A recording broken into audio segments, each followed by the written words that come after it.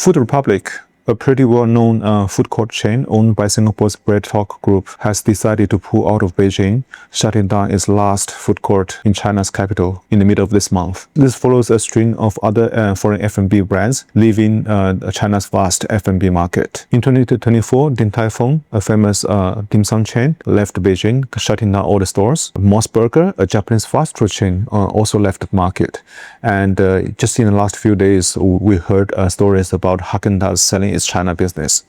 Even the mighty Starbucks is facing challenges. Recently, it has found a local partner to acquire a minority stake of Starbucks China and to run a business there. So what has happened? What does that mean for the market? Are the consumers not spending?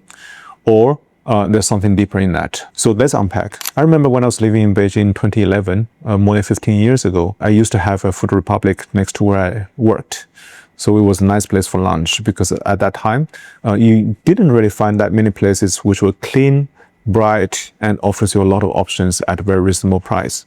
The alternatives would be local joints, which were not exactly appetizing, and posh restaurants, which if you want to eat alone or just with one friend, it's overkill. But over the years, the food landscape in China has changed a lot. You have lots of local competition who are quite innovative at scale. If you go to any basement of a mall in China, you see tons of small independent joints run by chain brands offering food at 20, 30 yuan. Same price as Food Republic would offer 10, 20 years ago, much more affordable. Then the second thing is the delivery platforms. That changed people's lunch habits. Many people in cities nowadays just order food delivery. And I think in the last quarter, the platforms were doing like more than 100 million orders a day. So that took quite a bit of the mall demand away. Third, the malls in China have evolved. So as you guys know, that e-commerce penetration in China has surpassed 30% for non-auto consumer goods. So which means that the malls have transformed themselves. Goods retail are less important as compared to food.